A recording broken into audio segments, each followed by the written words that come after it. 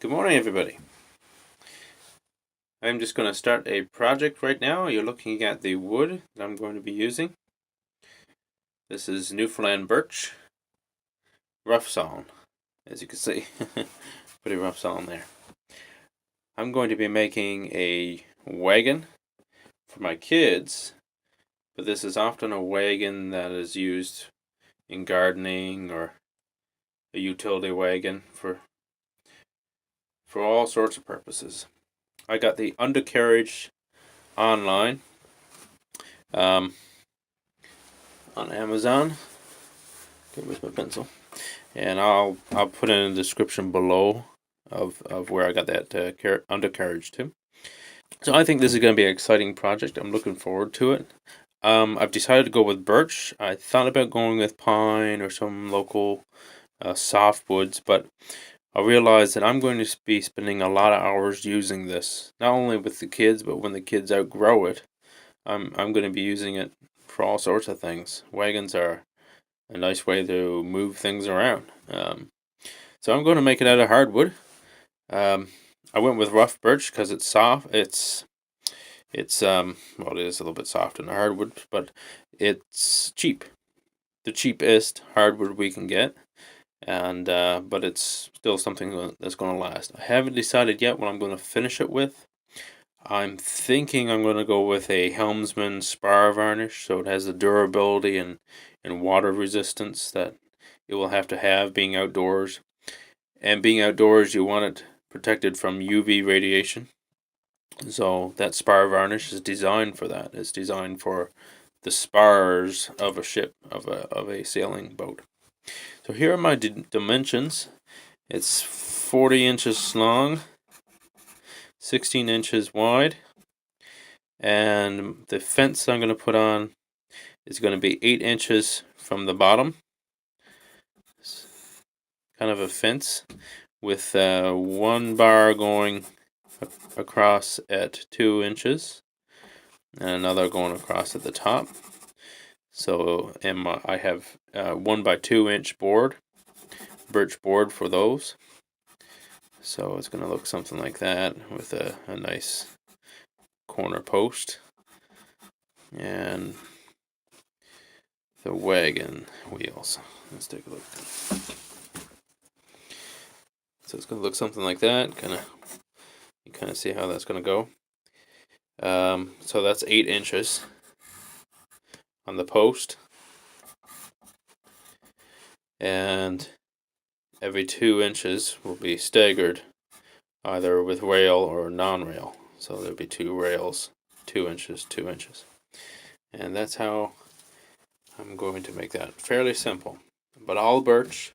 And the undercarriage, I'm very pleased with how it looks. I obviously haven't used it yet, but it looks heavy duty. The wheels are real rubber, pneumatic, steel rims with 2 bearings in the wheels.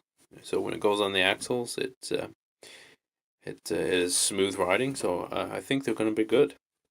I'm impressed with the quality. So let's dive into it. I'm not going to show the entire project, all the putting togethers, but I am going to show you some of the fun bits. Getting things ready to glue up, cutting some of the joinery. So let's have some fun with it. Here we go. Okay, gonna joint these two now. I have my layout lines here, layout marks, witness marks, you might call them. Time to joint these 2 boards.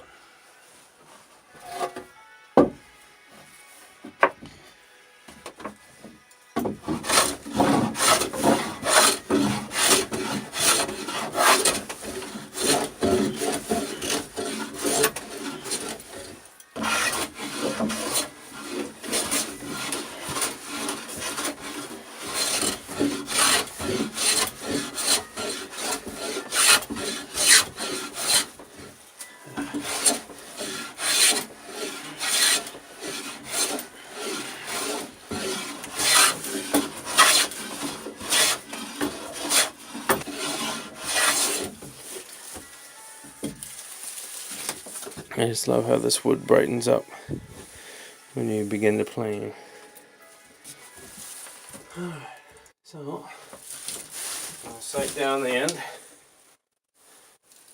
Illustrate it is. So I've jointed this one, and I'm just about to refine this one here now.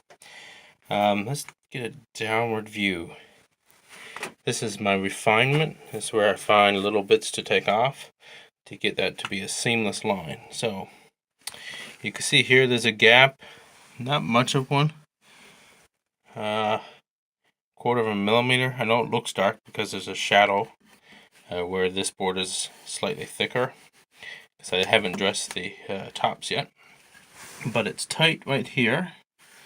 Gaps. Then it's tight right here a little bit. The gaps tight right there.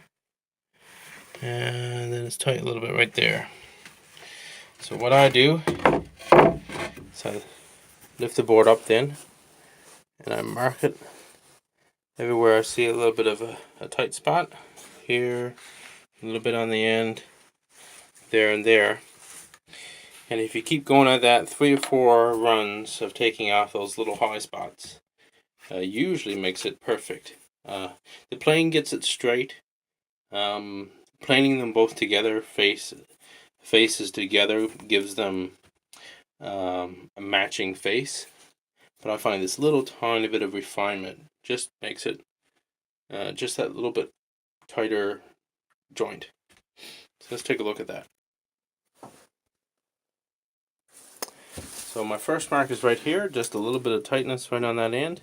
So I'm going to take my plane, I'm going to put most of the weight on the back of the plane so it follows the contours of the rest of the board and stays square this way. And just let the blade take a little shaving off right here.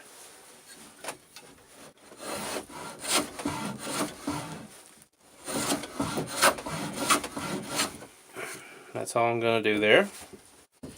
The next high spot is right here. The wood is plain, so it's nice and shiny. You're getting the glare from the light above.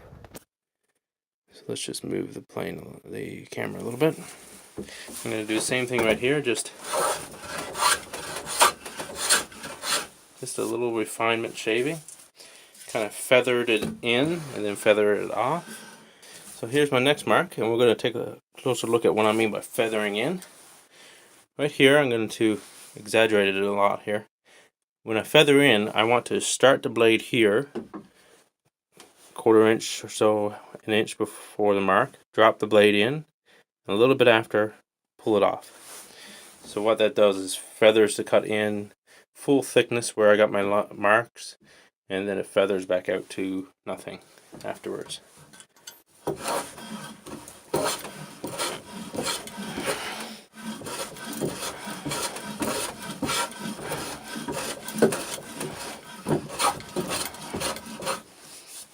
There we go.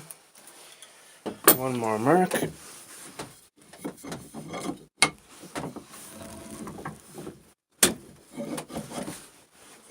Right here.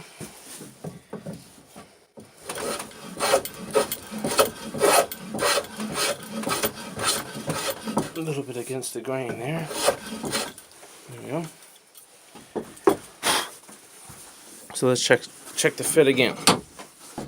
I'm sure there's a lot of tricks for doing this, but after doing the 2 faces together, planing them together, making sure I get a full length shaving, checking with the square, I find this little method of just taking out a little bit until I get a tight joint seems to work quite well. Alright, a couple days later, she's all glued up, ready to go.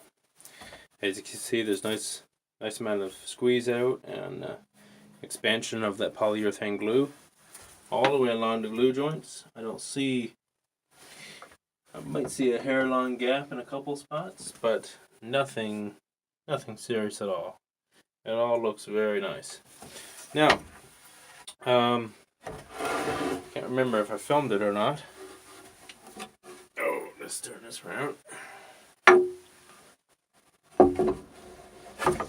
Right here, there was a waney part of the board here. I'll bring it around so you can see that. This board had some wane here. It's kind of where the bark would have been, but this would have been on the out. This would be on the outside, on one of the ends of the wagon. So I decided I planed that wane down and glued in another piece of birch right in place there. For outwards appearances, it changes nothing structurally to have this here, unless it was really serious. There's plenty of glue surface area. I'm not worried about it at all, except it would have shown a void, a cavity on the end here. So that piece is put in place for that reason. This is the bottom. Oh, I see I got a little bit of cracking right there. Let's see if that's gone all the way through. It's not. Okay, just surface. So, I mentioned that because on this end, we have a similar situation. The edge of the board is chipped off right here. So what we're going to do, we're going to plane that to a nice little flat, and then glue on a piece of wood, plane that flush with the edges as we're planing the top down, and that'll fix that issue. So woodworking is an interesting exercise. It's oftentimes challenging. Wood is not very forgiving. You often find voids in the woods, pitch pockets, all kinds of little issues you have to work around. Just adjusting my plane here now. And this is one of them. It chips along the grain. A lot of people don't like woodworking because of this.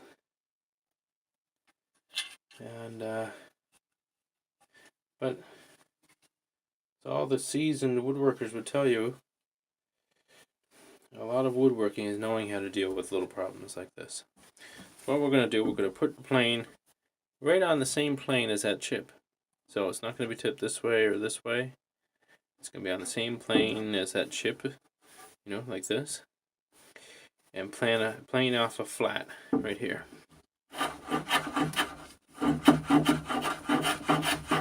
Applying plenty of pressure.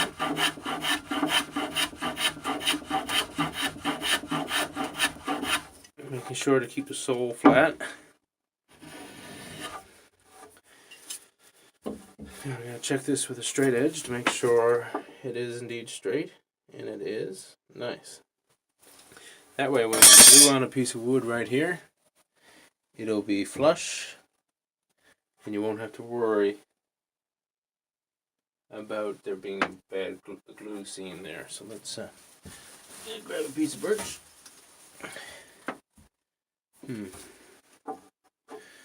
Piece of birch with one flat side. Glue that right on, like that. Don't need it nearly this big now. Mind you. And then you trim this down to the original dimensions, and you have yourself a brand new corner. Hardly noticeable, unless you take a good look. This happens a lot, with me especially. I buy economy wood. I don't buy premium lumber. Rough sawn. I often actually seek out in the stores, in the lumber yards, wood that has defects, that I can get a discount in, just because I can work with it. It adds a bit of character sometimes as well.